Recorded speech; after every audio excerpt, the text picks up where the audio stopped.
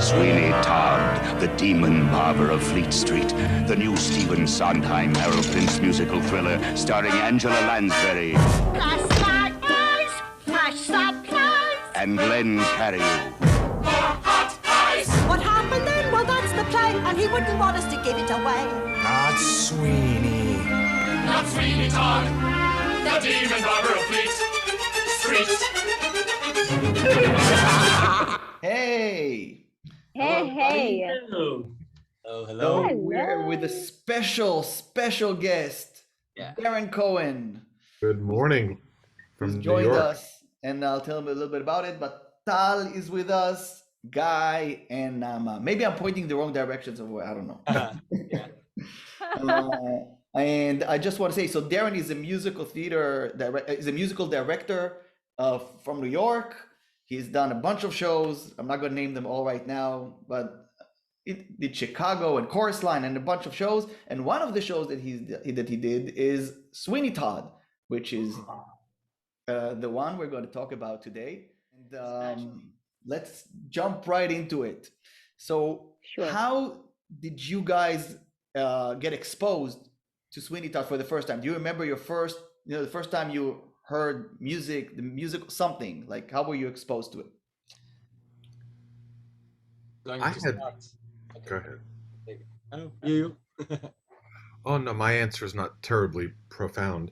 I was maybe in junior high school, maybe, and I just remember having a lot of older friends playing this white album with this funny drawing of a crazy lady and a kind of like a monster man, and I thought, and they knew every word to every song, and I thought, what is this?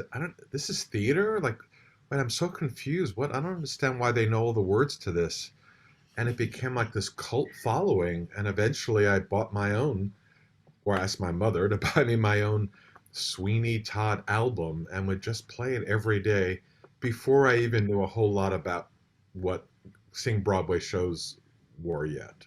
So I just learned it before I knew why I was learning it. That's a hard one to start with. It is. But it kind of set the standard for writing for character. Once I started getting a little older and understanding more about dramatic through lines and writing for characters as opposed to just writing pop songs on the radio, I began to understand. And then obviously when I got to know him and read more about him, it was all about writing for behavior of the need of the character. And then I suddenly went, oh, he wasn't worried about the audience going, what a fun song to sing. That'll come maybe in the next song, but this one needed to be done like this. And it's funny, those are the ones that are the most fun to sing because they're so wordy and crazy that theater so people you actually them. knew Stephen Sondheim? Yes, I did very well for a long time. And then we stopped speaking, but yes. Okay. By the way, the audience that sees this show is only from Israel, so you can say whatever you want. I've known him up until the day he died. We were best friends. I was terribly sad. Sad. Tal, Guy, Na'ama, how did you guys get exposed to is that the right word to say, exposed? Yeah. It's the first time we're doing this show in English. Well, back in Jerusalem, when I had my studies in composition, they had a musical theater workshop, and I was very into theater, but I didn't know that I'm really into theater back then. So they took me as a rehearsal pianist, and I was singing a little bit, but mainly as a rehearsal pianist. And one of the songs was My Friends from Sweeney Todd. That was the first song I ever got to know from Sweeney, and I fell in love with it. But a couple of years later in London, when my coach, Mark Woman, put the score on my piano and I had to sight read Sweeney Todd, I realized how difficult it is, and the complexity of the music was amazing. And yeah, this is the moment when I really got to know Sweeney. Nice. And still learning that score. It's such a complicated score to know and to understand. Yes. He's brilliant. You know, I'm in auditions for a little night music right now. Okay. And I've probably done the show 3 times over my career. And every time I sit down and somebody goes, "Can you just make a recording of the Miller's Son from my callback?" I'm like, I can't play that today. Yeah. I need to look at it a few times. But I thought you've done the show. Well, I learned it then. And I've done 50 other shows since, so I can't just sit and give you what you want. I got to get it back in my brain, and so I've done Sweeney, but I probably couldn't play it this morning. Yeah. I could, but I don't want to brag. Of course. I can do the verse of Miller's Son, and then let's talk about the rest.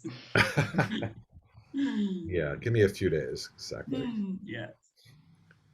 You have to learn in order of what you're doing have on your plate for the year. I don't always keep the Miller's Son alive in my fingers for no reason, It's going to take an hour a day.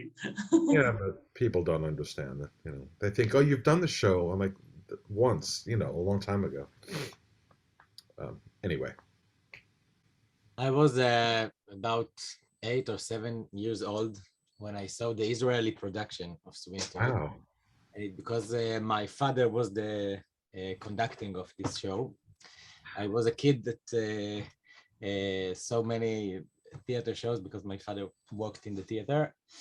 And when I exposed to it, even I probably didn't understand all the plot because it's really not for children, but the music was so great and so astonished me, and I was really remember every note, and I think I saw it a lot of times. I went with my father, and the actors was like my friends, and it was really nice. But when I grow up and knew more Sondheims, and I think it's it's a masterpiece because the music, it's just perfect. Every note, how the plot is goes on, and with all the characters and the comic sides and the tragic sides, and it's just a perfect piece.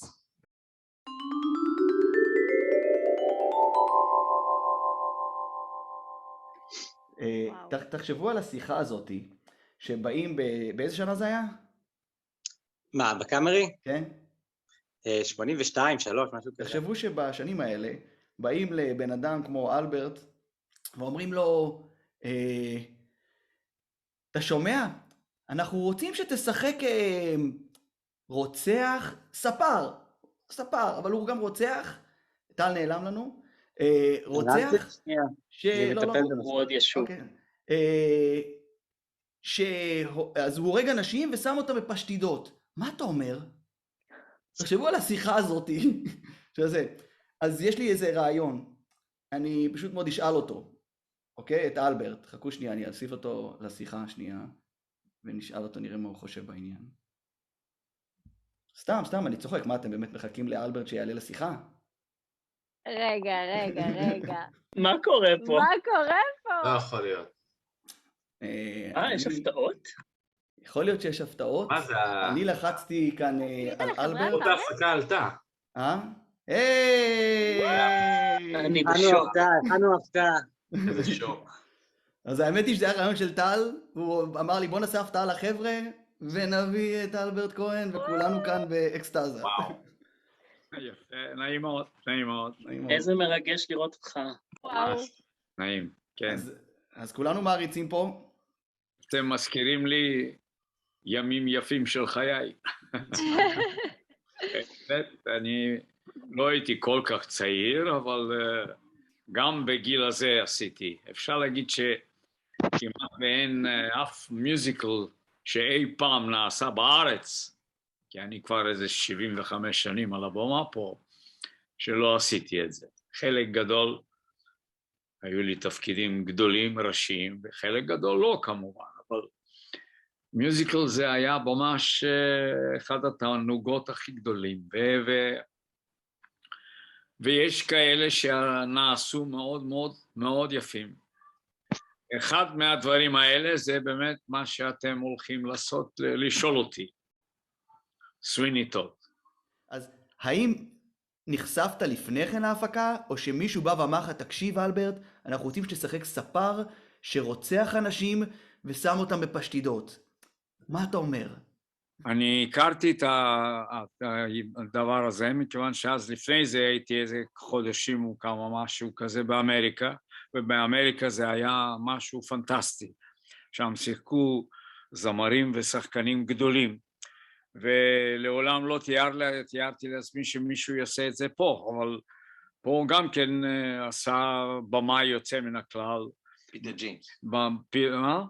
פיטר ג'יימס, שהוא גם ביים כל מיני דברים אחרים, ביים אצלי גם עוד באיזה מיוזיקל, יוסף וכתונת הפסים, ששיחקתי שם את אלוויס פרסלי.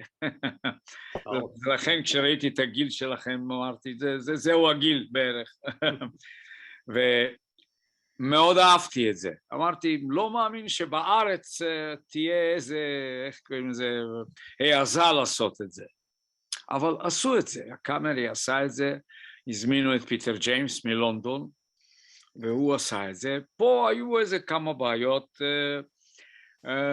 אני, למזלי, אני אלמן של האמא של הילדים שלי, רות מנזה, אחת הפסנתרניות הכי גדולות בעולם כולו, לא רק פה, והיא עשתה דברים גדולים. ולמדתי את כל המיוזיקל, המיוזיקל הזה הוא קשה מבחינה מוזיקלית, מאוד קשה, אבל עוד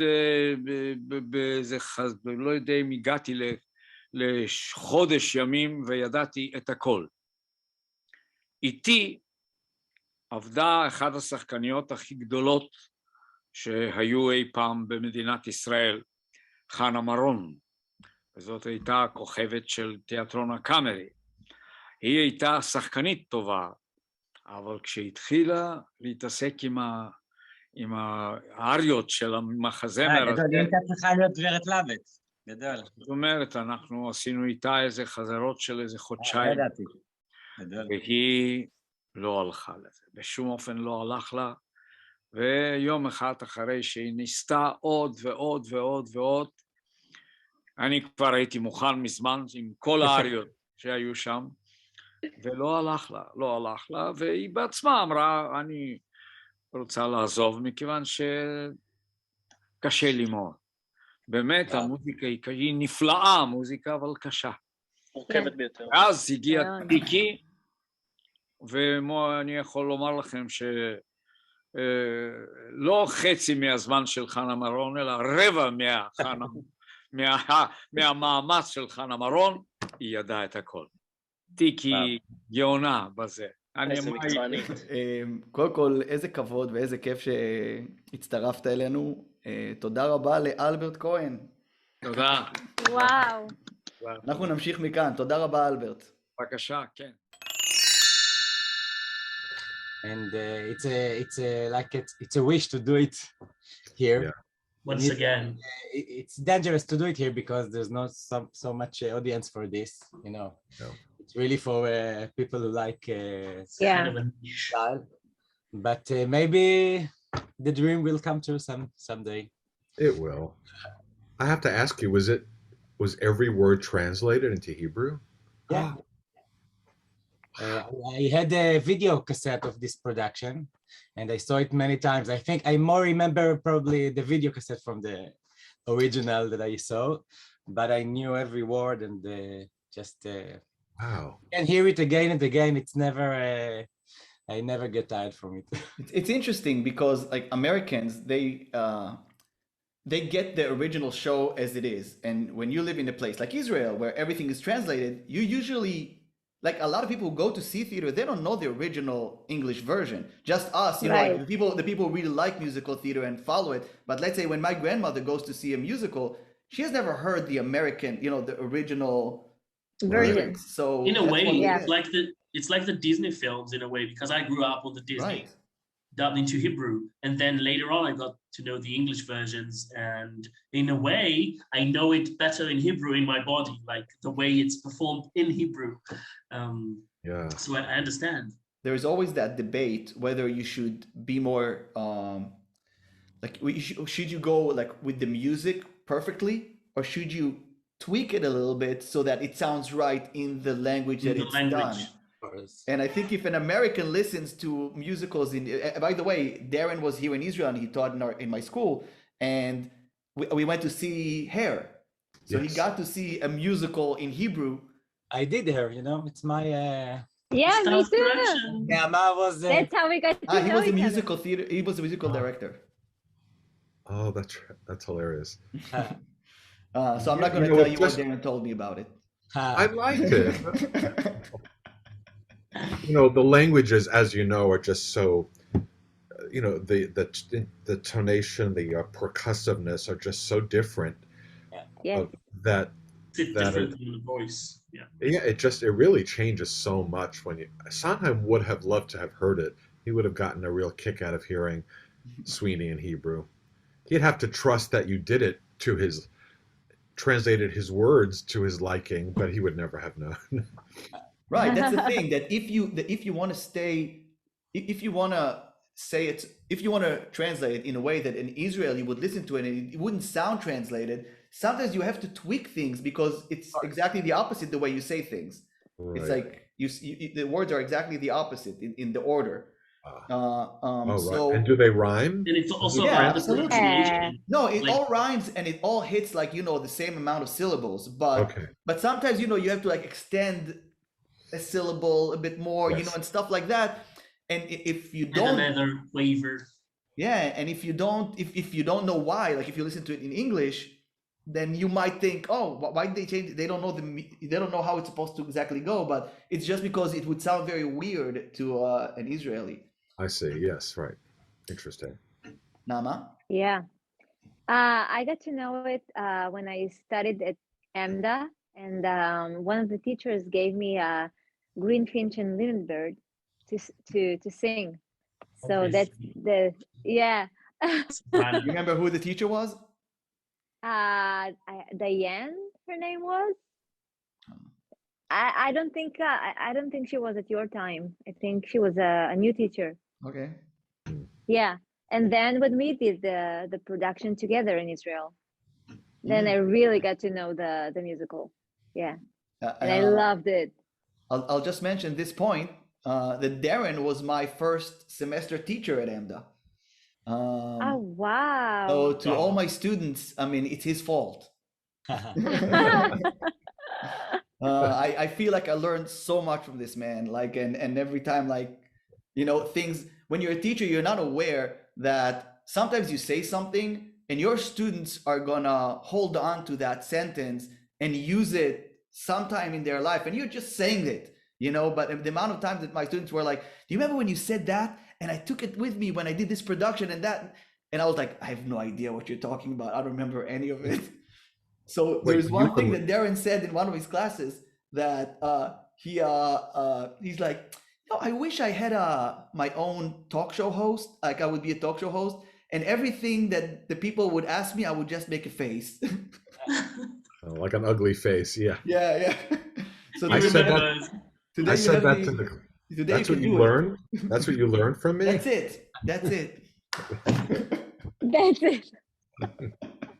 So if someone asks me something, I'm like, yeah, I'm not very good at hiding. Like if somebody's singing not very well, usually my face has a look of like, oh, stop. I loved it. I mean, I thought it was, in Israel, we're considered very straightforward. So there was something so fun about that class that, you were like very straightforward about it. I remember the whole class once looking at me while somebody was singing just to see how it was going. Like, why are you all looking? Because anyway, enough of that. No, it's good to reminisce. Yeah.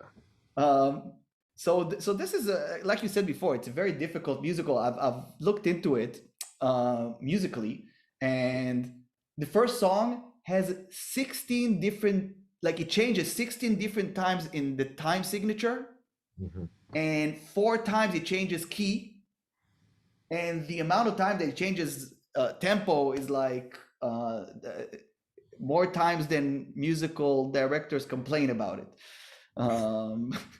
So it is a very difficult, but when I heard Sondheim speaking about it, he's like, it's very simple. It's like you take the DSC ray and you flip it and you reverse it and you, like you use that music from the death of Jesus Christ, and he just used it all over the place.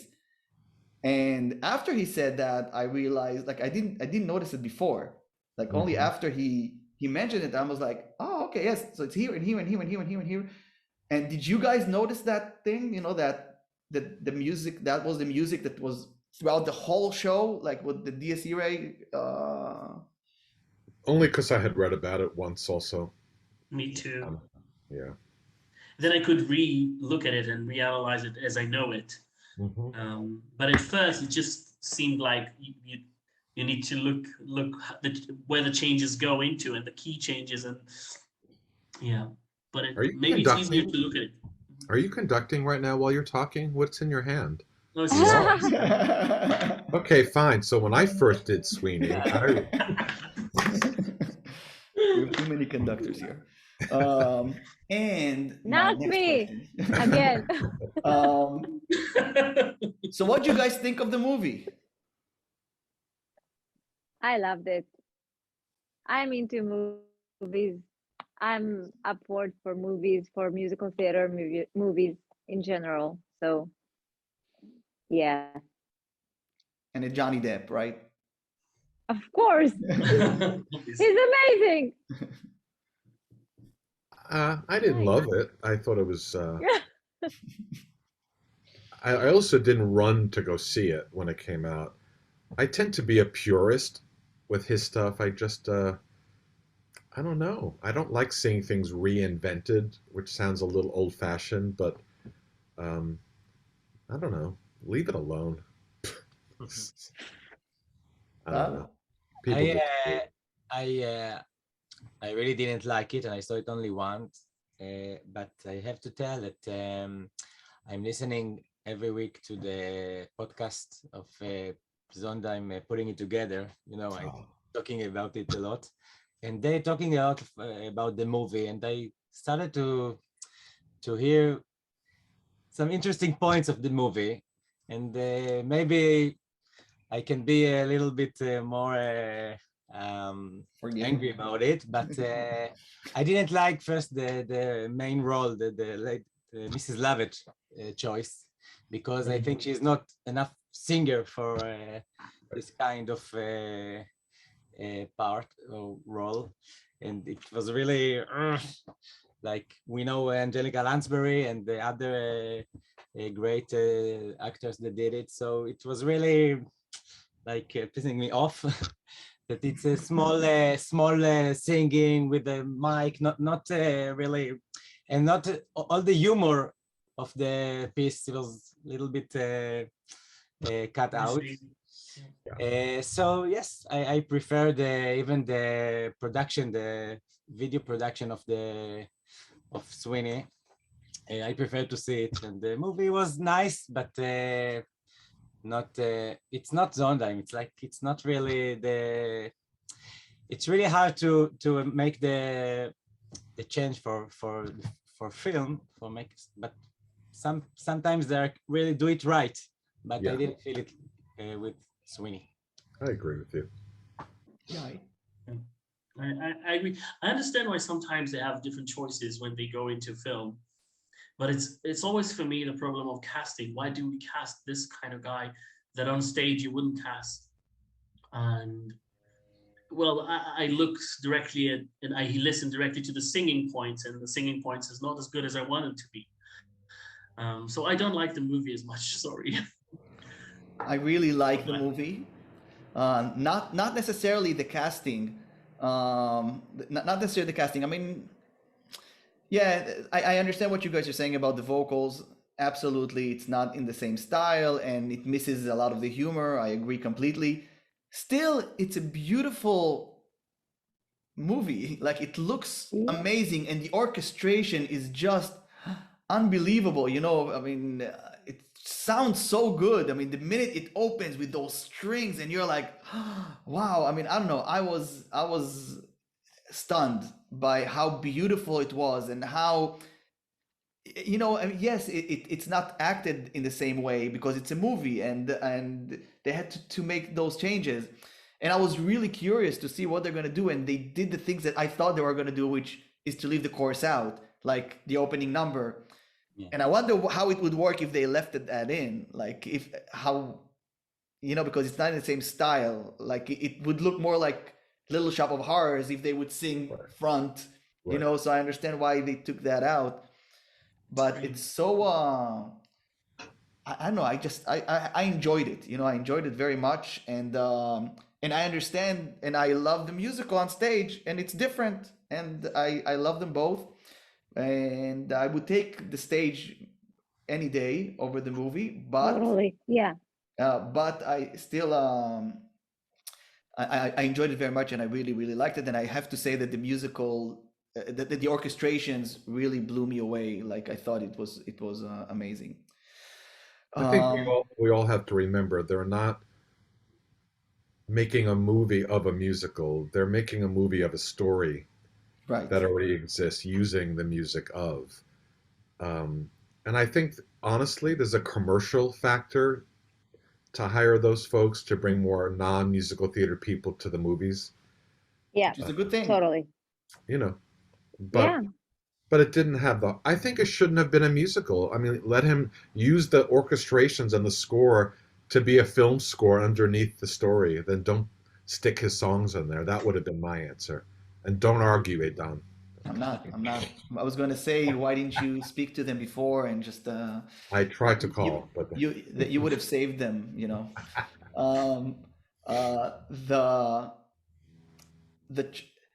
okay. This might not be for everyone. Okay, this question, but do you have a favorite Mrs. Lovett? I'm gonna say so we have the original. You know, I'm gonna just give you a couple and you guys choose between them. Okay. All right. So you have the original that did it, Angela Lansbury, right? There's also never mind the British. Then no, we mind. Patti LuPone. Okay. Yeah. She actually did it twice, I think, right? She did it twice. In a concert in a show. She did it when they were playing the instruments. A small version, yeah. Two different productions. She played the tuba, yeah. Yeah, she played the tuba. Yeah. And what's the name of the most famous one who did it in the concert? Emma Thompson. Emma Thompson, exactly. Yeah. Okay. I saw this version. Okay. In England, in London, I think. Yes, in London. Oh, you saw it live, like that version? Wow. Okay. For my father that conducted the Israeli so when he was 70, we took him to London with a surprise and got tickets. It was an amazing production, that concert. I mean, they had some good ideas directing wise. I mean, they really managed to make a lot of things work. Also the version where they were playing on stage, I thought. Yeah, this is great also. Great director. I mean, so which Mrs. Lovett did you like the most out of these? I'm going to send them a link afterwards. We have to pick one. Well, for me, it's Patti LuPone, I think. I just adore her. Just because you adore her, because of this character, you think she's Darren, this is what we do. We geek over, you know. It's okay. I like her for this character. I think I do. Yeah. It works for me. Mm-hmm. Anyone else? I don't know. I'm not so familiar with Patti LuPone versions. I didn't see it. Maybe some parts in the YouTube, but Angelica Lansbury, for me, she's just perfect because I really heard and saw the production a lot by her. But the Israeli actor, Tiki Dayan, that did it in Israel, was just fantastic. And I just will say for you that a few years later, they did Miserable in Israel, and the two the two actors that were Sweeney and Mrs. Lovett, they took them to be the same couple. No, the Pundak, no, Thenardiers. So it was very nice. And I, as a kid, parted the role of, I did the Gavroche in this production, just small detail that you know already. But so I like the Kid a lot also. Na'ama, do you have someone? No, I didn't see all the versions, so I would stick to Angela. Okay. Darren?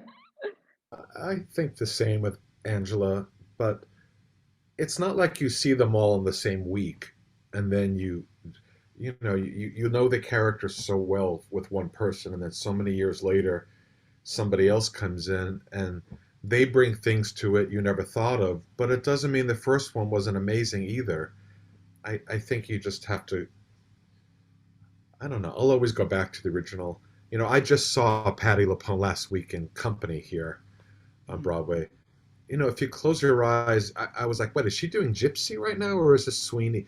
She just is always the same. And I love her too, but she walks, looks, talks as Patti LuPone no matter what all the time.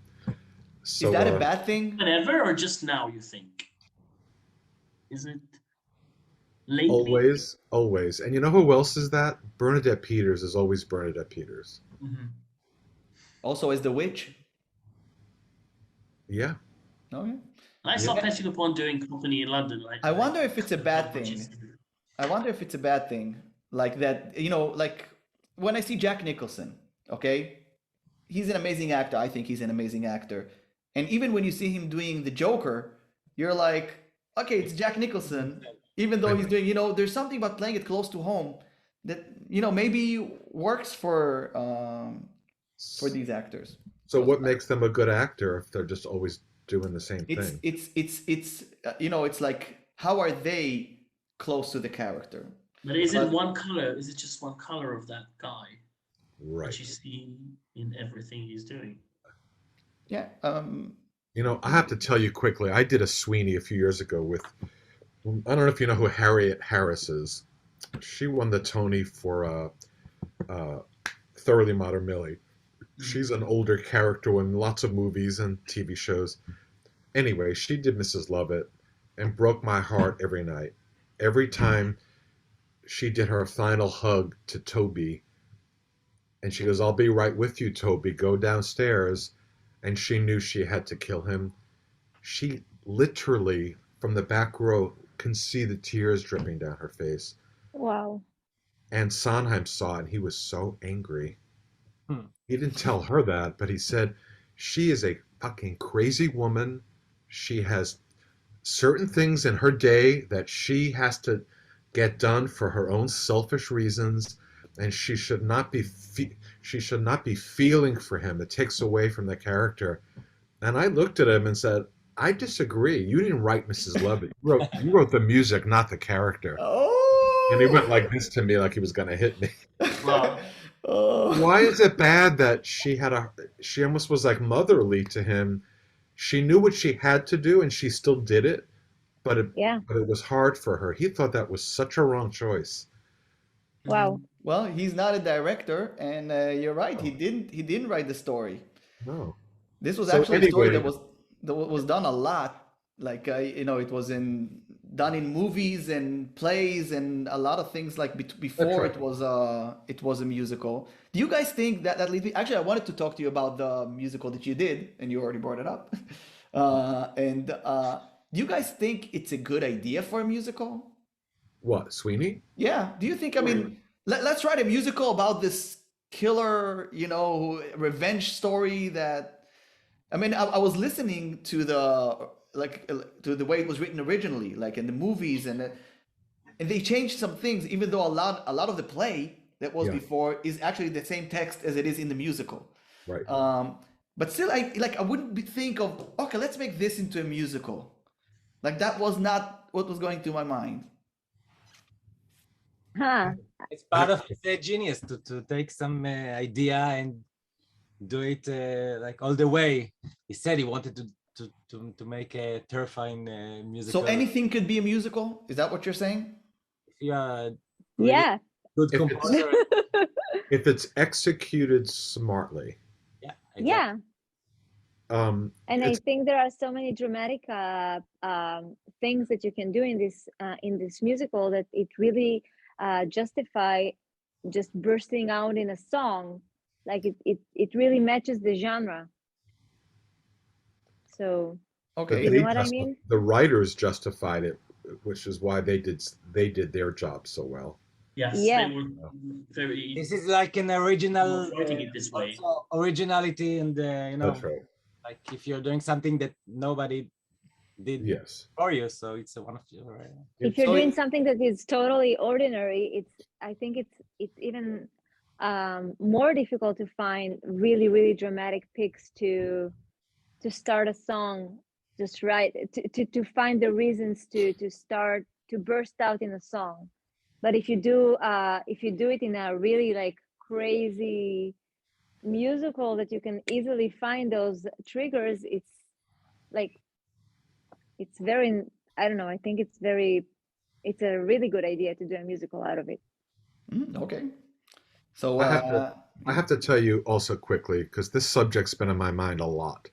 right. I'm writing a lot now, and I have a couple of things I'm going to show to some people in the next 2 weeks. And I've sat with some friends like you folks, and we made a list of all the big musicals and wrote what they were about in one sentence. Wow. My job was to be producer. My friend's job is to be the writer. So my friend says to me, Darren, producer, I want to write a musical about the French Revolution, and everybody's miserable and dies. Nope, nobody will ever come see it. Okay. A plant-eating Well, human. right. But that's a love story with a twist. But yes, then I'm going to write a musical about the Vietnam War, and people are going to die. And like, great, no way. I'm not giving you any money for that one.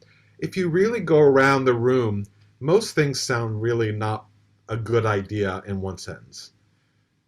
It's every show is about a love story. It's how you execute it in a new, interesting way that I think either bites or doesn't. Yeah. And someone has to believe in you enough to help start it. That's all I know. Anything is possible. I really do believe it. Absolutely. It's got to be good and written well and smart. Exactly. So that Evan- doesn't really narrow down, like the options. That actually broadens the options of what to write about. It does. Do you guys like Evan Hansen? I know we're not getting into that. Yes. Yeah. See, I don't get it. Wow. Much about I like don't get what.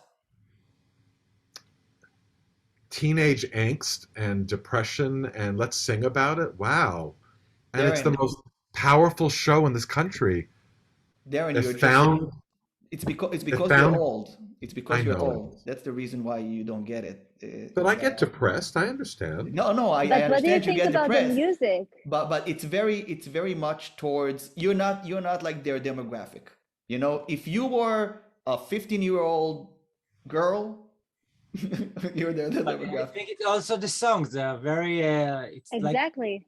they even originally for this period. I feel like a 15-year-old girl. Music for All right.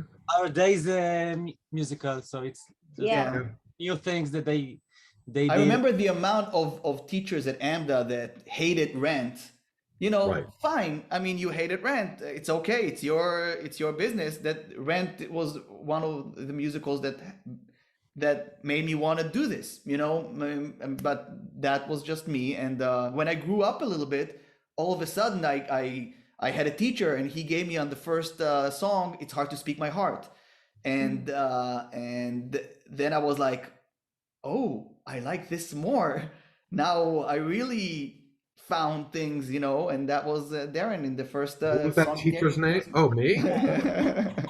And I was like, oh, Jason Robert Brown, wow! And I started diving into it, and I found more things that I like because I didn't come from a musical theater background.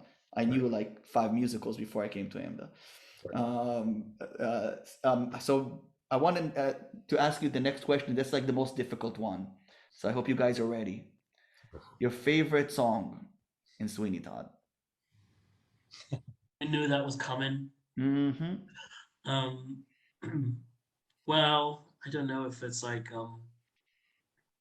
too much, but I really like Not While I'm Around, and maybe just the melody of it moves me, and I like singing it as well. I love the way it sits on the male voice. It's a beautiful song.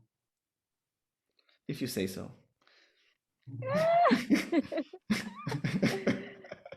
I don't have one.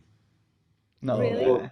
There are You love moments. everything, right? There are moments that affect me deeply. Not, yeah, Joanna's pretty, okay, but that doesn't mean it's my favorite song. I don't know. There's moments that are chilling and moments that make me laugh. That whole ending destroys me every time. But as far as like a song, I don't know. Okay. I love the opening, the opening song. Oh, really? Yeah. I feel like it, I don't know, I think that every person that will, I don't know, would want to get to know the musical world and would listen to this, it would blow his mind. It has everything. So, yeah. It lets you know right away it's not Hello Dolly, for sure. Exactly, yeah. There's something about that song that puts you as a partner, I feel, like when you're in the audience, because they speak to you and they tell you this is a tale, and that's why I think it's like it's a more fringy musical than a Broadway musical. Like, you know what I mean? Like, it's got a feel for fringe. Like, I don't know, Darren, the production that you guys did, but my perfect, like the way I would imagine it perfect, like for a perfect show, I would do it in like a place where it's very fringy. Like the actors walk around the audience, and there are tables where like Mrs. Lovett puts like the pie on the table, like right next to the audience member. And when Sweeney says, you sir, come, Sweeney's waiting. There's something about him walking between, and having that whole thing. He's standing Joanna between, like caged between people, and I don't know. I feel like it's a very fringy musical. So that song is like so puts it there, and when I see the original, like the Hal Prince production, very big. It's very big. It's like I wasn't like into that style of directing for that show, in my opinion. They did the fringe version downtown about 5 years ago. Ran for 3 years. Which one? A fringy version of Sweeney. Sondheim loved it. People were eating at the tables. It was exactly that. Exactly. Who directed that? I could look it up while we're talking. I thought you said Hal Prince directed that. And I was like, no. Oh yeah, that doesn't sound like Hal Prince. But they did it downtown. The people loved it. It ran for a while. I haven't seen it, but that would be. It sounds great in my mind. Yeah. Yeah. Tal? So yes, I like every moment, but the last scene is really great. All from the moment that he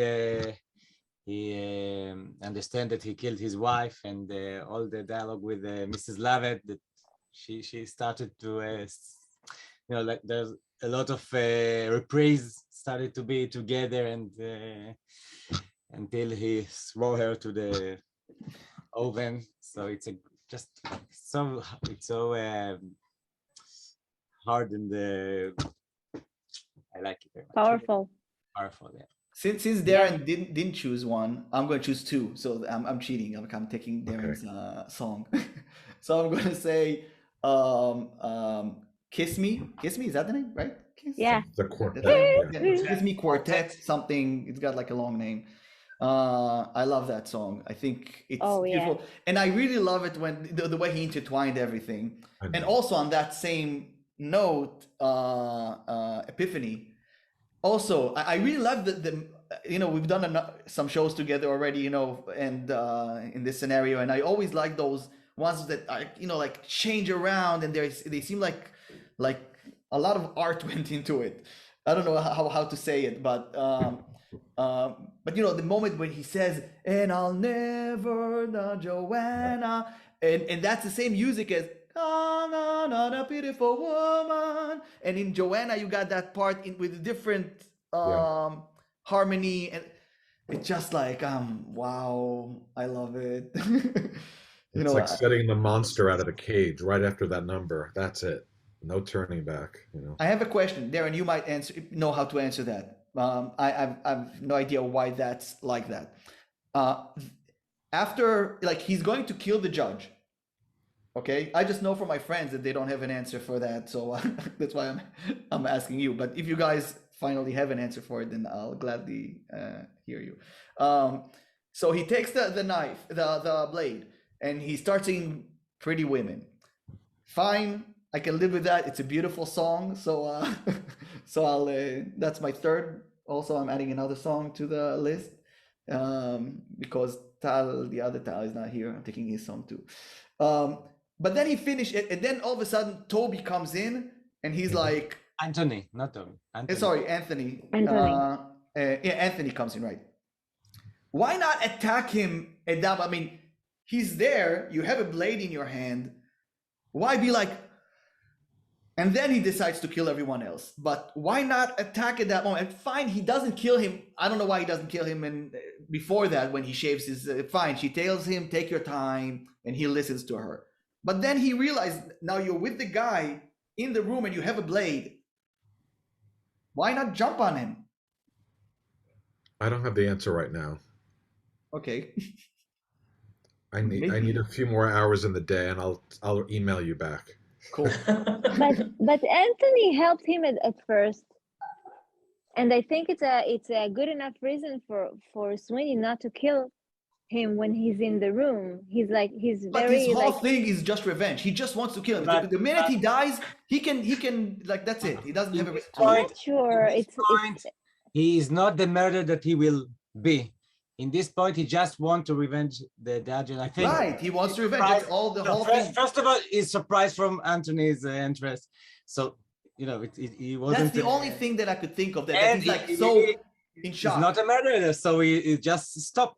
You know, later he become the man that can he's kill already killed. Any moment. He's already killed. Pirelli, right? He has his reason, you know, like he says to Mrs. Lovett. He has the reason why he killed him also. So still, he wants to murder this guy. But Anthony represents for him something that is different from everyone else, and I think that's strong enough to stop him from killing him, or But I never see him look at Anthony and realize that's a choice. We would need to see it happen then. Mm-hmm. You know, I know what you mean. I don't know. Knowing what Stephen Sondheim wrote, I'm sure there's an answer out there. I just don't know what it is. I remember when I did Assassins, I even emailed Darren and asked him some stuff because I didn't understand, and then I sort of like figured things out, like because it's a lot of times it's complicated, and only on the third, fourth, fifth time you hear it, it's like you get what he actually wanted. Get all the details. Yeah, exactly. Which brings me to the conclusion of our wonderful session. That Sweeney Todd for me, it's like how do you say pashtida? Pies. That's it. Pie. It's like a pie. It's like you see one thing on the outside, but all the music and all the things all the intricate stuff on the inside, you don't know what they are. Like there's a bunch of things on the inside. So for me, Sweeney Todd is a pie. That's the way I see it, from a director's point of view. You show them one thing to the audience, but underneath, once you figure out, like once you take your first bite, you realize a lot of things that are in this story. A lot. You also mentioned one of the problems of translating from English to. Oh yeah. You see this? Yeah. They made this restaurant downtown. Right. And it just closed maybe 4 years ago. It ran for a couple of years here. Very successful. And like the way you said, walking around, the audience sitting around everybody. if I would ever do it, that's the way I wish I would, you know, would to love take it. it in that direction. Yeah. I wanted to say that's you said, how do you say pie in Hebrew? It's pashtida. You see, it's one of the Pashtida. big problems in translate English to Hebrew, because in Right. English there's a lot of words in just one Syllable. UN. Yeah. And in Hebrew it's pashtida. It's love, it's ahava, it's more. So it's always a problem with Oh, how do you Yeah. do We always have a problem with me and I, because me and I, those are one syllables, and in Hebrew it's ani, like, you know, so you get ani, which is a different musical, Annie. You know, it sounds like a more hot pashtina? How do you do that? So in Hebrew it was pashtidot. It's instead of pie, pashtidot. because that's plural for pie. Plural for the, I see.